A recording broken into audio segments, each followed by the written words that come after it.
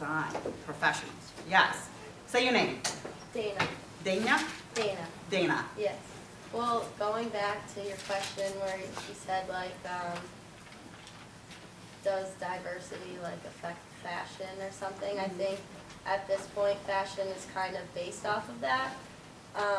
Like saying, well, we're talking about like sumptuary laws, like different like social like classes, like people would dress differently like based on like how much they made and stuff like that. And then in Japan, like with kimonos and how like the color red would stand for like youth and like the longer like sleeves. And talking about disabilities, right now like with Down, like people that have Down syndrome, like there's only like 2 clothing lines for people with Down syndrome because like the way their measurements are, I don't know, they're just different.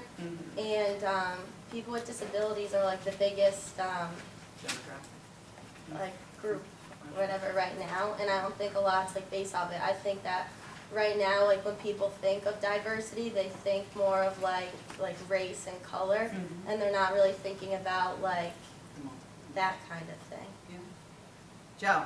This isn't fashion related. Did you see the Grammys? No. Did you see when Stevie Wonder? Oh, yeah, you didn't see it.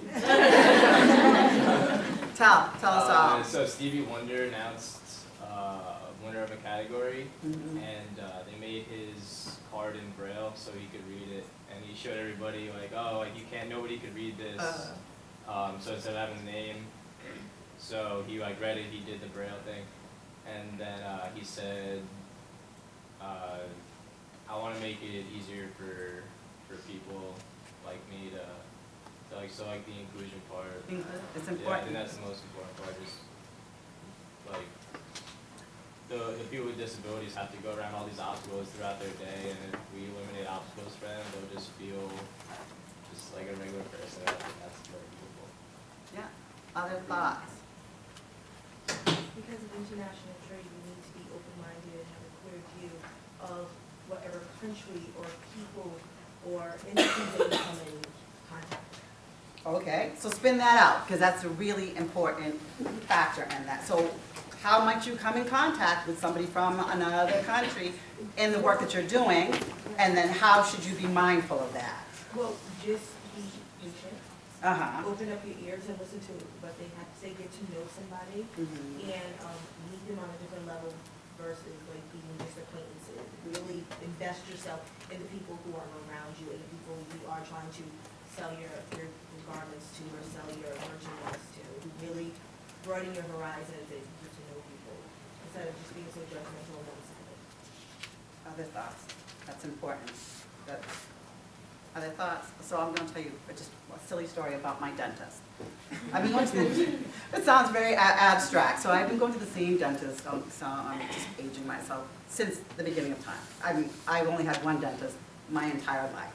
And I think the reason, and I'm originally from north of Boston, so I traveled 2 hours to have somebody drill my teeth, which sounds absolutely crazy. And I asked myself, why do I keep going back to this dentist?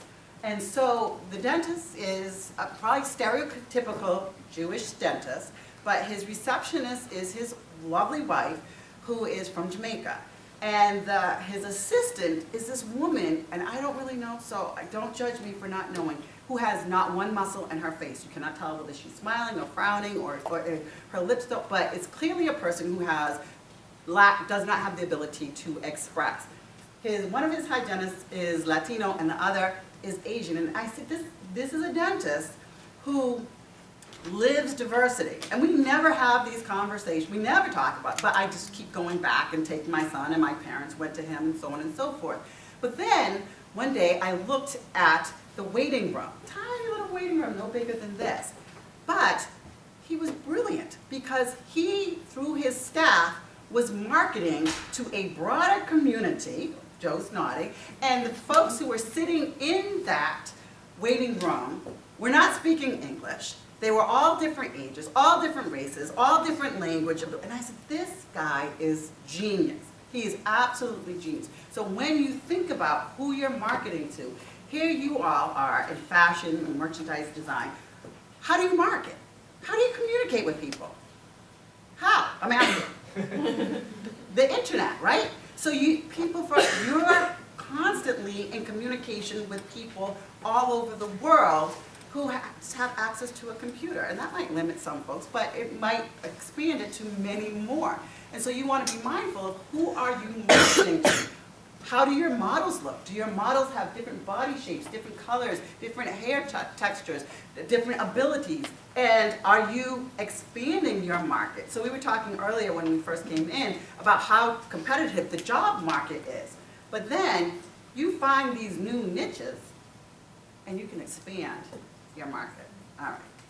So more statistics about how important this is. And the question is, what can you do? What can you do? So I'm asking you, how can you be more cognizant of diversity, embrace Maglenny, yes. People more aware of the unconscious bias. Very good. Come on, we have your own conscious bias. What else? Anybody familiar with the URI standards who are not featured in the video, but they are part of CED? Anybody familiar with the concept of bystander intervention? See, what's your name? You haven't spoken yet. Yeah. I'm Caroline. Caroline, tell us about what you know. What is bystander I'm taking a intervention? class now Uh-huh. With whom? with Keith. Okay. Who is also part of CED? Yes. Uh-huh. And it's basically just to prevent like sexual violence, domestic violence, rape culture, just make campus aware of it, especially through athletics, Greek life, and just the whole university aware. So And how prevent it. how do you do that? And just talk real briefly about. We just got into it, but Uh-huh. to have a voice Mm-hmm. and protect your peers. So when you see something, Do something. do something.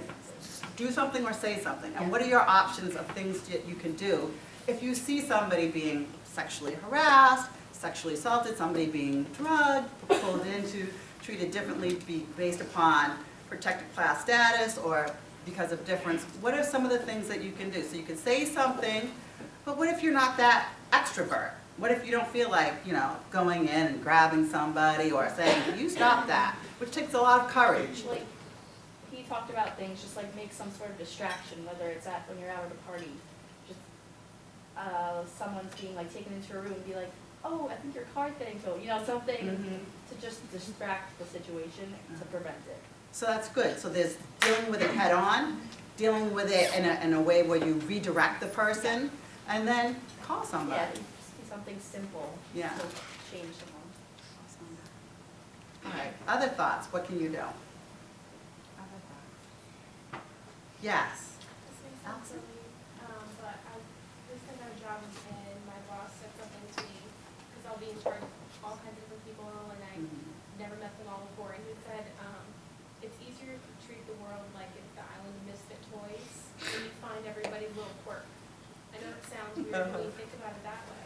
I've lived there, I'm sorry. You kind of find everyone's little quirk or whatever, the one thing that kind of makes them different, Mhm. and then it's easier to accept everybody and just work with that. And celebrate that. Okay. The flip side of that, how many folks have done strength finders? Okay. Okay, 3 or 4. If you haven't, it's a wonderful instrument to do, to engage in. It takes about 15 minutes. You click through the computer, and it spits out the flip side of that. Not what makes people quirky, but what their strengths are, and finds what their strengths are, and then makes that connection. And then when you're managing folks, it helps for you to focus on what, so for example, Caroline, right?